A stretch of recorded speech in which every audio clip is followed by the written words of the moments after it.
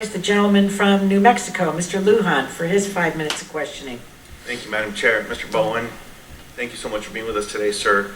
As you outlined in your testimony, you have been raising the alarm about the national security risk from the loss of domestic mass production for some time.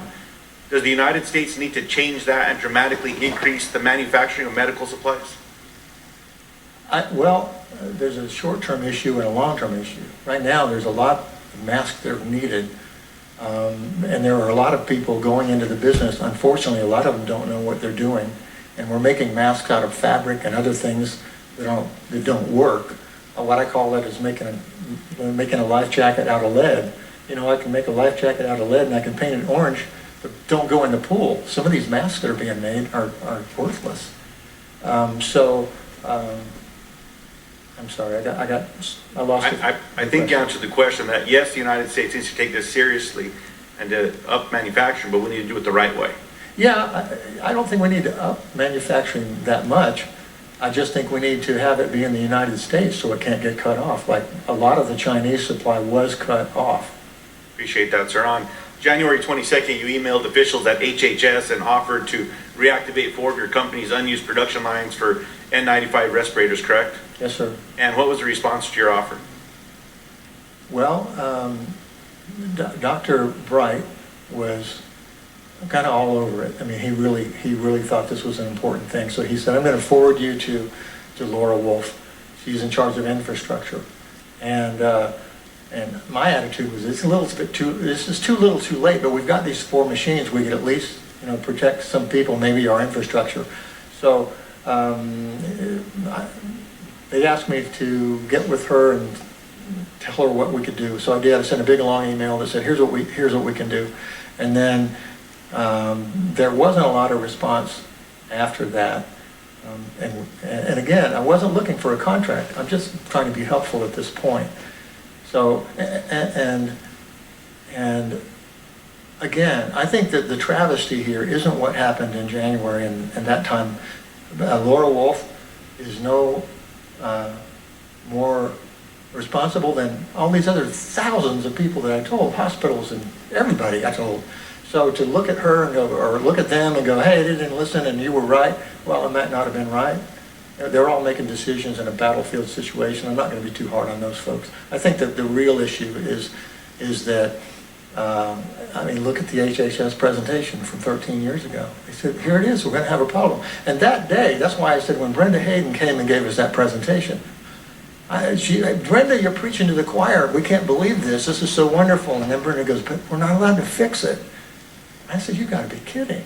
So that's why I latched on to BARDA, because they were the only people who believed it. And I kept thinking, and I'll tell you how bad it was and how the responsibility of this goes far and wide, is all 3 of those directors believed it and knew that it was going to happen, and they tried to work with me. Dr. Robinson got on a plane and went and talked to a hospital group in Houston because I asked him to.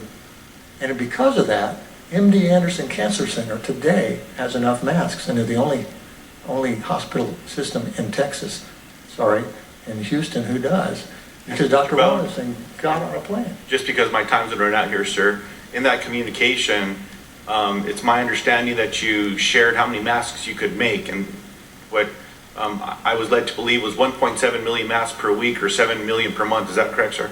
That is correct. If we ran 24/7, yes. And the price you offered was 79 cents, I think I heard you say earlier? Well, back then, there was no talk of price. I just said these machines are available. And again, I wasn't looking for a contract. I just said, this is here. Remember this? This is here. Don't forget. Earlier in the testimony, though, I think you said the price was 79 cents for some other... Since then, we have priced them at 79 cents. Yes, I appreciate that, sir. And when the government finally acted on the need for masks and entered into contracts with less experienced manufacturers, they ended up paying as much as $5.50 per mask. Is that correct?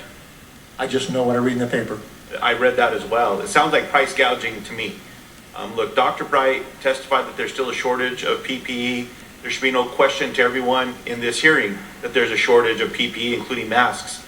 Now, instead of the Trump administration accepting responsibility and ensuring critical PPE is manufactured at the level needed and coordinating with states to distribute PPE where it's needed, the administration left states bidding against one another.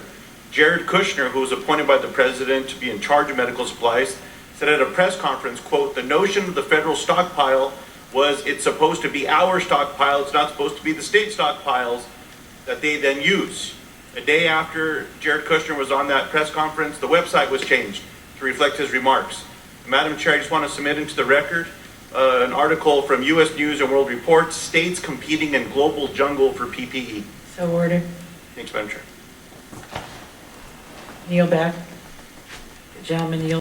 And for the national stockpile, I mean, it seems to me that we're going to have to really consider changing how we deal with that. I mean, you know, you have a stockpile of something, you buy all of this stuff, and then it outdates, right? And then you buy it all again. Right. So what's the outdate on say just an N95 mask?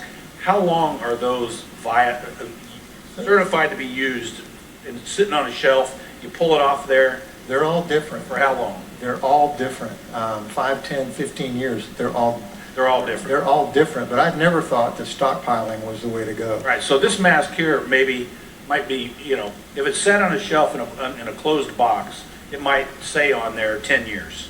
It might be fine. Or it might be 5. Okay. Yeah, yeah. So- or the elastic could rot. And Which then has happened, by the way. I've had people at hospitals tell me they've pulled masks off the shelf and the elastics popped when they try to put it on. I don't think stockpiling is. So what do you think we should do then? I mean, should we, Well- for example, in the stockpile, if they were outdated, start to outdate, should we be able to sell that stuff before it outdates? I mean, what would be the length of time before an outdate that you'd feel comfortable selling a product? I don't believe in stockpiling, sir, because of all the problems that we've already identified. Okay. I think what we should do is come up with a new kind of mask that can be made extremely fast, talking about hundreds of millions a week. So some innovative stuff. Absolutely. Yeah, okay. And then ramp up. I presented a program or an idea called HyperSurge to CDC several years ago, and that's what I said. And they said it was the best presentation of the meeting.